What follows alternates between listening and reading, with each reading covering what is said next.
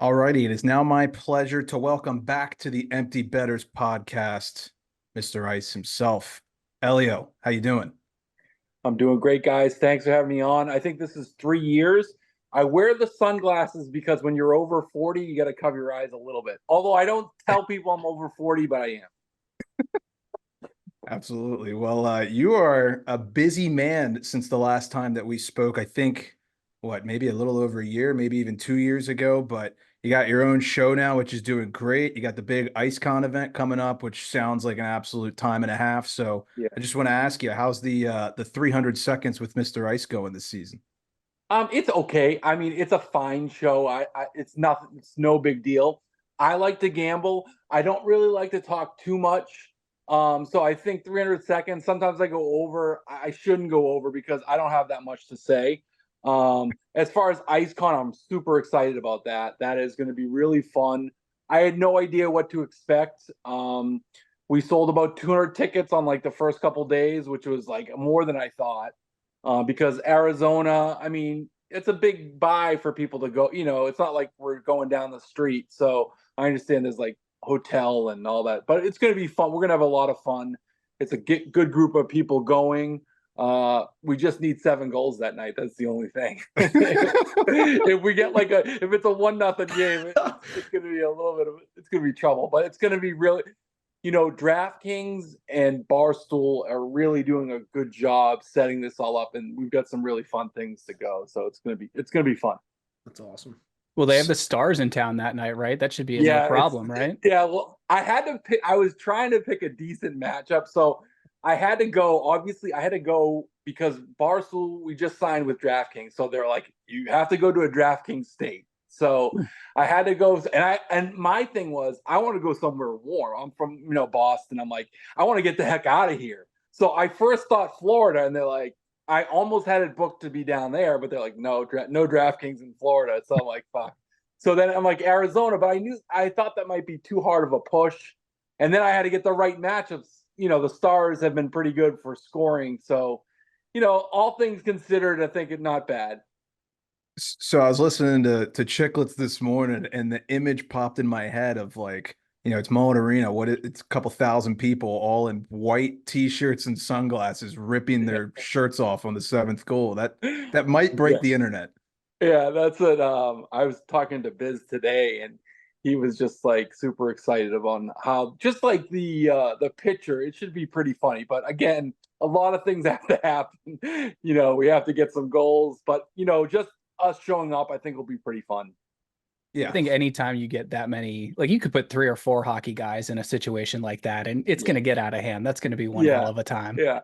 We're going to, so it's kind of cool. The Barstool has their own bar out in Scottsdale. So we're going to go there on Saturday. Plus, it's March Madness starts that weekend. So I'm actually flying with Dave. So Dave and I'm flying. I'm going to Miami to see Dave for a couple of days. Then we're flying from Miami to Chicago.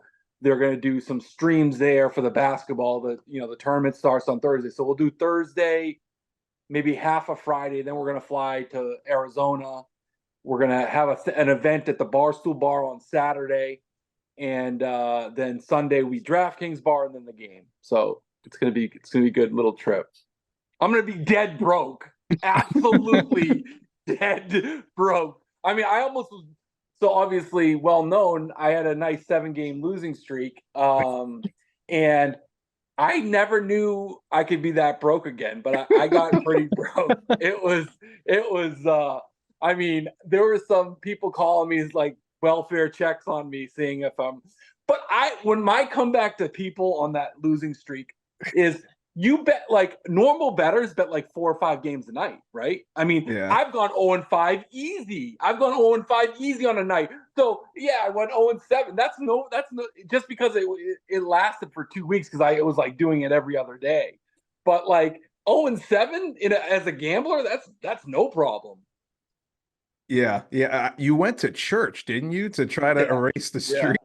Yeah. I mean, I go anyway, but I went to I went sort of twice because I wanted to film a little something. I thought it might reverse on me because I know that's not the right thing to do, but I was trying to listen. When you lose 7 in a row, you try anything. I was Yeah. ready to sacrifice one of my kids. I got 4 of them, so I You was got a ready to let one spoon go. under the pillow, all the Yes. the rituals for a snow day and everything. Stuffing dollar let me bills in tell the you, collection basket. Yes, yeah. I was ready. If that game lost, I was gonna call anybody, like voodoo doctors, like witchcraft, anything. Yeah, Oh Whatever man. it takes, right? Yeah. Yeah. whatever it takes. Well, we're glad you're off the schneid, right? So Yeah. now it's like kind of a clean slate. So what are you seeing this season? We got a lot of new listeners since the last time we had you on, so maybe some of them haven't really heard what you look for when you're picking a game or your whole strategy behind it. So why don't you touch on that again? Okay, so I'm real a pace on play guy. I love watching. I love watching like a couple games back. Like I fall like 2 or 3 games back. I don't go back too far. But I obviously have the hockey package, and I watch a ton of games. I watch them on replay at night, like when all my kids are asleep, and especially I watch the ones that are I have my eye on. So I sort of, everybody has their eye on certain teams, and I like to watch like the night before or a couple games before. Sometimes I will watch head to head. I have so many games taped. I'm deleting games because there's so much memory in my TVs. So that's my huge thing is watching them. I love watching them, and I make my decision off of my eyes because stats are great. Some guys are really good with stats. They use the stats to a huge advantages. It never worked for me. I never could get on the right side of that. And like I probably said before, I've been in all kinds of gambling. I bet horses, I bet football, and I've lost in all of them. So I've had this little niche with hockey. For 4 years, I've had a winning record. I mean, I'm not breaking the bank, but we're winning. So that's, in gambling, that's a huge thing. And I'm sort of sticking to what I've been doing. And the thing about it is, it's a lot of time, and whether this is actually, it is working, whether this is going to be consistent for 10, 15 years, I don't know, but it's working now, and I'm going to keep doing it until I start losing. You got like a system you follow, or you just like you said, you kind of just watch and you go off of No. okay. Yeah, go off a feel. And what I would really like to get on is like a team, and it hasn't happened that much. It's like I want to get on one team for like 7 in a row because it can happen. Yeah. You can get like Edmonton and Dallas. Like, what about Dallas this year? If Yeah. I wouldn't even have had that handicap. I mean, granted, recently it hasn't been as good, maybe the last 10. But if you take maybe the last 10, if you got on, you wouldn't even have to do any handicapping. It was like 20-4 or something like that. So I would love to get on teams and just not even like have to just be like Edmonton, like getting one of those, even if they rattle 5, 6 in a row, that's great.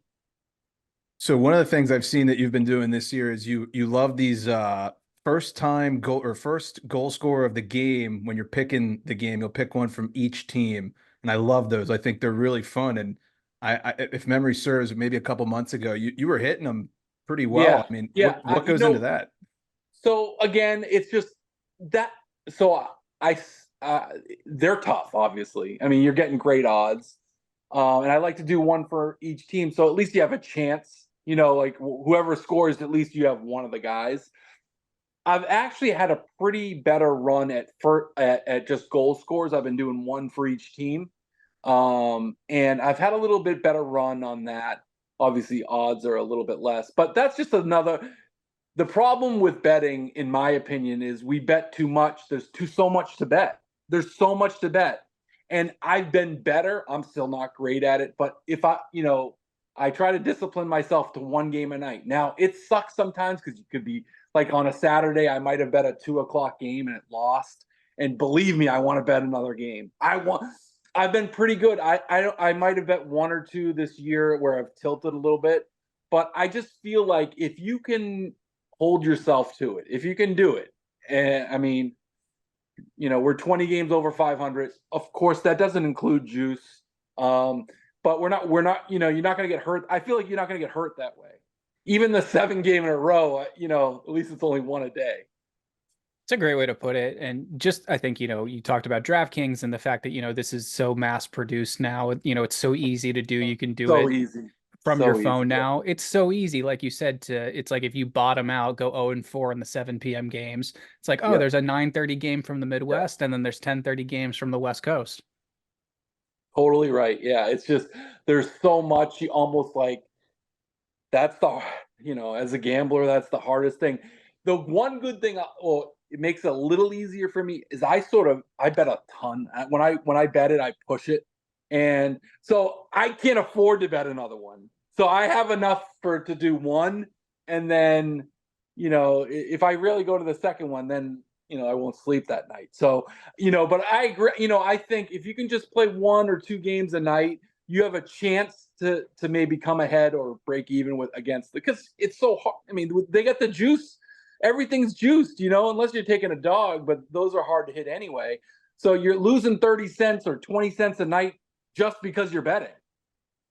The other thing that makes it kind of hard to stay disciplined with that is like in the last couple of years, this like Twitter community of just like gamblers has kind of come out, and you make one bet and then you go on Twitter and you see, oh, you're like, oh, I like that a lot though, what this guy's doing.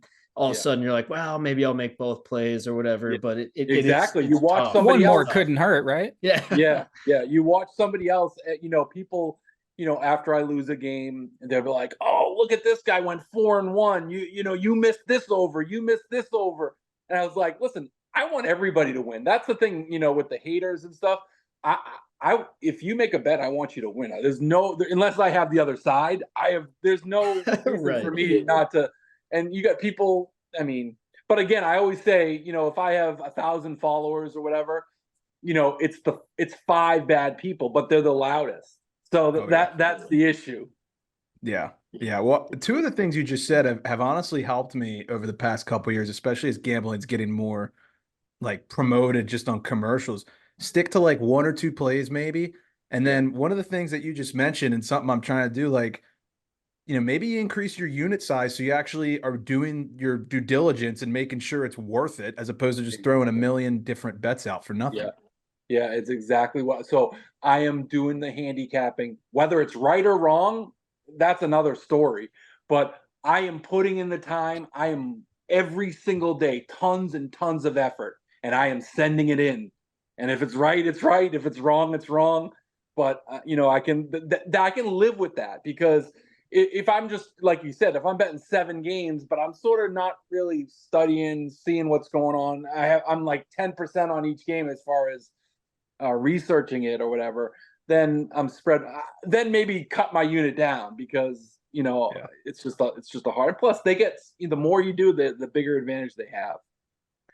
So next question for you, and this kind of ties a little more into NHL action, but we can keep the gambling chatter in there. Any futures that you have on maybe some cup picks or any teams that you really like to go all the way this year? Yeah. So again with I used to have them all. I used to pick them all the time in the beginning of the year, but now like the value, it's just not. It's not a smart thing to do unless you just wanted to just do it just to say, oh. But I don't. Unless I put action on it, I don't like to give it out to the people because I don't know. That's just how me personally. If I play it, I'll tell them I played it. And so I haven't done that just because you can get the value now. And plus you don't have the injuries and all that. Before is like you only had like a few bookies or whatever. Now the sports book, you can bet a cup every single day. You can bet who's going to win the cup every day. And granted, you could have probably got 15-1 with Florida in the beginning of the year. Now it's probably down to 8-1, something like that, 7-1. Florida's loaded. Florida's absolutely loaded. They can win 1-0. They can win 5-1. They can do it all. They can fight. They can score. They can defend. And if Bob plays like he did last year, they'll be very tough to beat. Sort of going in the opposite direction. You talked a little bit about, I wish I had a team that I could jump on for like 5, 6, 7 games this year. What teams have you seen that have been like, oh, I don't want to touch this with a 10-foot pole? Like who's been the bottom of the barrel in your opinion? Well, but last year I made a killing on Buffalo and they beat me up in the beginning of the year. Like I just thought it was going to be the same old Buffalo, like scoring a shitload and, giving up a shitload. But that it didn't work. Sometimes what happens good last year, it doesn't work. So you sort of have to figure out as you go. I mean, I feel like I'm always getting beaten by Carolina too. You look at their team and they've got a lot of like, you look at gifted goal scorers, but they don't score. They don't score. They're same so good Carolina. on paper. I don't They're get so it. good on paper. They know it. Don't fall. Let me tell you one thing. Carolina is not. They might win a round. They can't score enough. They cannot score enough, and their goaltending is not as good as even the past couple years. So that's one team I'm sure about. That was their issue. That was their issue ahead. last year too. Their scoring fell asleep in the the conference final or whatever. Yeah, so not gonna happen. They're not gonna. They can't. They just can't. They're not built. When they got, I think it might have been a year ago or 2 years ago. I really liked the move when they got Max Pacioretty, and he blew out his Achilles like real early. I love like they need like a 45 goal scorer that doesn't play defense. Just scores because they got 13 other guys that play two-way games. They need a guy who just scores. But he doesn't believe in that, and so that's my take on Carolina. Any thoughts on the Bruins? I know you're up in Massachusetts, obviously, so I know you're in Bruins country. Kind of a weird time for them right now. Like they were really good. Now they're kind of on the slide, and they got 2 goalies. I know there's a lot of controversy there. Yeah, so the Bruins, they've been unexpectedly really good this year. They've got depth. They have their fourth line is turning into a really pretty neat line. They don't need 2 goalies. They got to trade one of the goalies. Swayman should be the guy, and Allmark should go. And hopefully they're not good enough to win the cup right now. But I mean, maybe if somebody gives them a couple players for goalie, Allmark's got term on him. He's got another year. So, he was the Vezina winning goalie last year. I don't know what you can get. Like, I'm not really good with trades. I don't know how what you can get for him, but they're pretty good. They're better than expected, and they're tough, and they're gritty. I mean, I don't think that they could beat Florida. Rangers, I don't know, I think they were probably 3 in the East right now. And I know this is going to be a question from fans who maybe haven't heard our previous interviews with you, but do you look at goalies when you're looking at the matchups? I mean, I do look at goalies. That very rarely does it have a decision like one way or another. So, I mean, unless if a guy's playing super hot, of course I'll take that into consideration, but that's not often.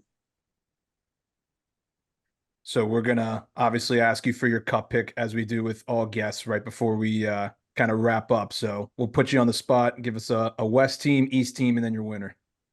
Yeah, I mean, I'm probably 2 favorites. So Florida in the East, and then I want Edmonton because I'm a fan. Winnipeg, Dallas. I'll say Florida, Edmonton, and Florida wins, and that's pretty chalky. That's probably 1-2, right? I never pick chalk, but I don't like to pick chalk, but that's sort of. I would be more confident in Florida getting there than Edmonton, but that's my pick. It's hard to argue with right now. You can't say the Cats aren't absolutely loaded, and you did, and they are just so good. I mean, they can really beat anyone. Yeah, they can. They're tough. Like I said, they have the size, they have the skill. I feel like Barkov and a couple of guys I feel like haven't even got going yet. If you look at some of the guys' numbers, I'm pulling a blank now, but a couple of guys are just like, they're just like, all right, it's a regular, and they're winning every night. I feel like in the playoffs they just might start going off. So for sure. I think Florida is probably most people's pick. I know. I hate to be one of those guys, but they said, you said they're loaded, and we were asking about your power rankings. I always love reading those on your little loose leaf. I get a kick out of them, and people throw a fit. I'm like, people get so angry. Oh yeah. Trust us. We know. Funny. Part of the fun. You guys know how you guys have done it long enough to know, the peeps. Yeah. Yeah, absolutely. Well, Elio, we appreciate it as always. Thank you for Yeah, joining us. Good luck tonight on your Nashville pick. And thank you. I'll say this. If Dave, if you retweet this and Dave catches wind, hopefully we don't get the schlack we got last time. That was crazy. Yeah, That well, was too funny. here's the thing about Dave. Dave's a moron when it comes to hockey. So he doesn't care about. He could give a. So like guys like us, and I consider myself like you guys. We like to talk about hockey. A lot of Yeah. people don't listen to this. Yeah. Like Yeah. we have our group. There's a core group of guys that listen to it. This guy Dave is content. King. All he takes a shit and he gets 1 million views. Okay, so like that's he's not like us. So that's everybody's different, and that's what I tried to explain him on the phone. I said I like it. He's like, oh, but you're talking about stats and this. I'm like, I like that. You don't. You like fucking carrying a dog around. I don't. I have 4 kids. You have a dog. That was I That's think awesome. I think I could speak for all 3 of us. That I don't know if you remember what we're referencing, but it was like in the summer right after the season ended. Yeah. You retweeted one of our clips, being the good guy you are, appreciate Yeah. it. And he slammed the clip, and in his defense, it was probably not our best. And Yeah. our cell phones like overheated for probably 3 hours. It was insane. I was on the way to a Cubs game with my uncle and my cousin, and I was like, "What the hell is going on Twitter right now?" It was just mayhem. Yeah, crazy. That's just a day. That's just a day in his life, which is that's crazy, a whole isn't nother it? topic. Yeah. I looked down. I had like 245 text messages. I keep trying to open Twitter, and the app just keeps crashing and crashing and crashing. I'm like, all right, what did we do? Who died? We died. Yeah. Hopefully, hey, I hope he yells at us again. We'll get you some more views. I hope it happens again. There you go. Well, we appreciate it, man. Thank you very much. Thanks, guys.